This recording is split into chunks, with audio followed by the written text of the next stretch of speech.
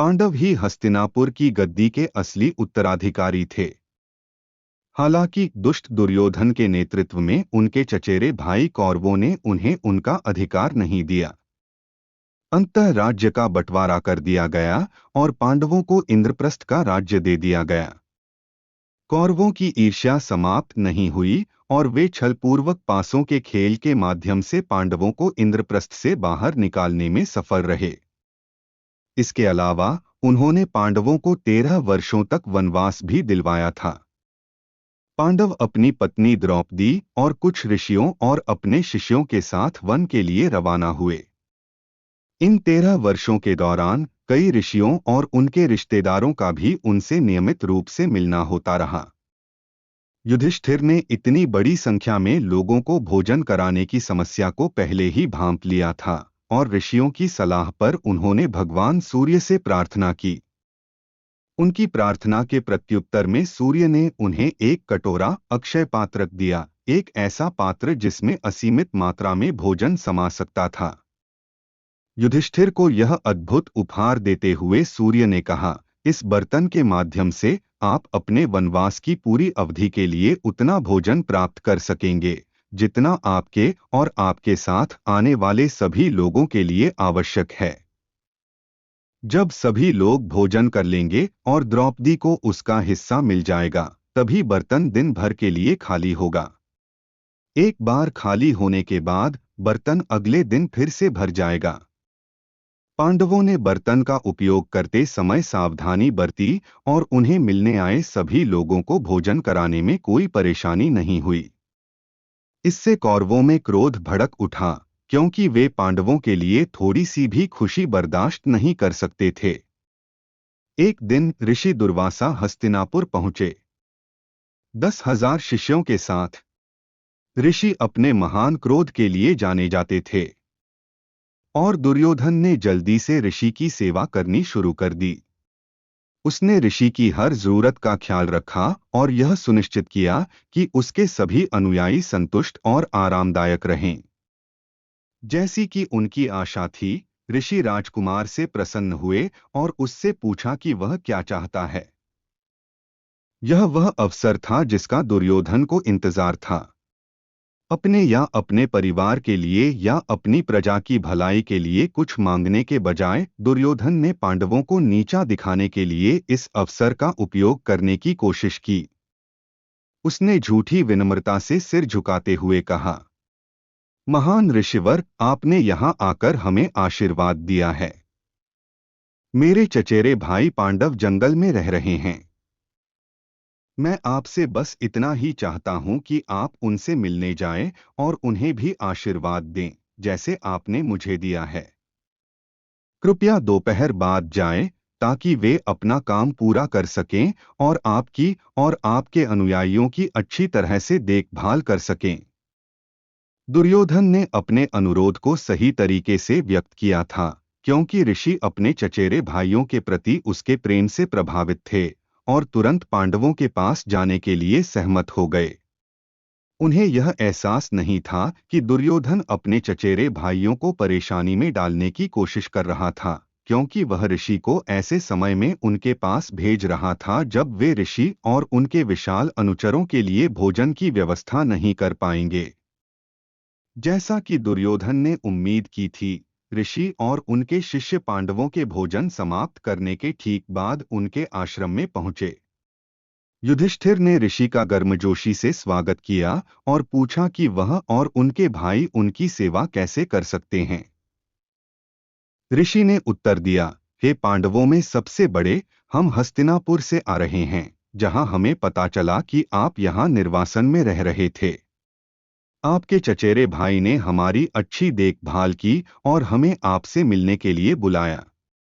हम अपनी लंबी यात्रा से थक गए हैं और भोजन करना चाहते हैं, लेकिन उससे पहले हम नदी में स्नान करेंगे। कृपया हमारे लिए भोजन तैयार रखें, क्योंकि हम बहुत भूखे हैं। जैसे ही ऋषि नदी के किनारे चले गए, युधिष्ठिर द्रौपदी की ओर मुड़े, जिसके चेहरे पर हैरानी भरी नजर थी। उसने कहा, महाराज, अक्षय पात्र खाली हो गया है, क्योंकि मैंने अभी अभी अपना भोजन किया है। अब हम क्या कर सकते हैं? अब पांडव घबरा गए। अगर वे ऋषि को भोजन नहीं परोसेंगे तो वे क्रोधित होकर उन्हें श्राप दे देंगे। इसमें कोई संदेह नहीं कि दुर्योधन का यही इरादा था जब उसने ऋषि को उनके निवास पर भेजा था। पांडवों को आश्चर्य हुआ कि क्या करें और ऋषि को कैसे बताएं कि वे इतनी बड़ी संख्या में लोगों को भोजन नहीं दे सकते। द्रौपदी ने सोचा कि केवल एक ही व्यक्ति उनकी मदद कर सकता है, कृष्ण। वह भगवान की एक उत्साही भक्त थी और उसे भगवान पर पूरा भरोसा था। उसने उन्हें पुकारा, कृष्ण कृपया हमारी मदद करें। आपके अलावा कोई भी ऐसा नहीं है जो हमारी मदद कर सके। यदि आप हमारी सहायता के लिए नहीं आते हैं तो ऋषि निश्चित रूप से हमें शाप देंगे। भगवान हमेशा सच्ची प्रार्थना का जवाब देते हैं और कृष्ण चमत्कारिक रूप से उनके बीच प्रकट हुए। जब पांडव और द्रौपदी उनके अचानक प्रकट होने से स्तब्ध होकर उन्हें देखने लगे तो कृष्ण ने द्रौपदी की ओर देखा और शरारती अंदाज में कहा, द्रौपदी, मुझे भूख लगी है। क्या तुम मुझे कुछ खाने को दे सकती हो? द्रौपदी को आखिरकार अपनी जुबान मिली और उसने विनती की, कृष्ण, आप मुझे इस तरह कैसे चिढ़ा सकते हैं? ऋषि दुर्वासा 10,000 शिष्यों के साथ आए हैं और हम सोच रहे हैं कि उन्हें कैसे भोजन कराया जाए और अब आप यहाँ आकर भोजन भी मांग रहे हैं। क्या आपको नहीं पता कि यहाँ भोजन का एक निवाला भी नहीं है? कृष्ण ने मुस्कुराते हुए उत्तर दिया, द्रौपदी, क्या तुम्हें यकीन है कि घर में भोजन नहीं है? आओ, मुझे अपना बर्तन दिखाओ और मैं देखूं। द्रौपदी आश्रम के अंदर गई और अक्षय पात्र को बाहर निकाला, जिसे उसने अपना हिस्सा खाने के बाद साफ किया था।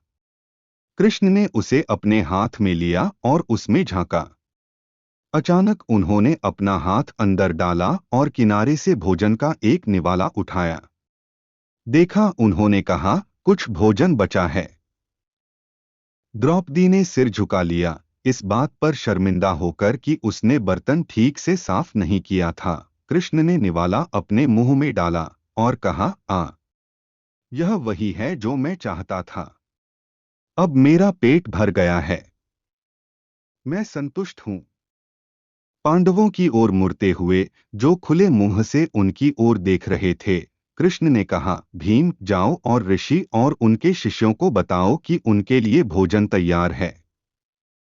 उनसे कहो कि वे जल्दी आकर भोजन करें। भीम कृष्ण की बातों से आश्चर्यचकित थे, लेकिन उन्होंने भगवान पर भरोसा किया और हर समय उनकी आज्ञा का पालन किया। वह नदी की ओर चले गए, जहां ऋषि और उनके शिष्यों ने अभी-अभी स्नान किया था। इस बीच ऋषि और उनके 10,000 शिष्य जैसे ही नदी से बाहर निकले, अचानक उनकी भूख गायब हो गई और कुछ ही समय में उन्हें लगा कि जैसे उन्होंने अभी-अभी भरपेट खाना खाया हो। भीम को पास आते देख वे सोच में पड़ गए कि कैसे उसे बताएं कि वे एक और निवाला नहीं खा सकते। ऋषि को आश्चर्य हुआ कि आखिर ऐसा क्या हुआ कि उन्हें इतना तृप्ति का एहसास हुआ और अपनी शक्तियों के माध्यम से उन्होंने घटनाओं के पूरे क्रम को समझ लिया।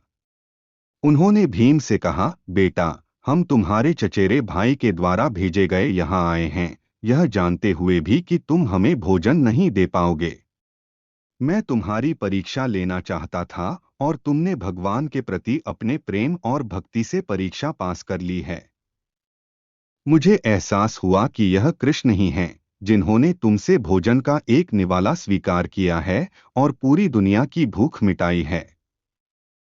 मैं उस भगवान के सामने नतमस्तक हूँ जो संकट में अपने भक्तों को बचाते हैं। भगवान के प्रति अपनी भक्ति के कारण तुम सभी धन्य हो। कृपया मुझे तुम्हारा आतिथ्य अस्वीकार करने के लिए क्षमा करें और हमें विदा लेने की अनुमति दें।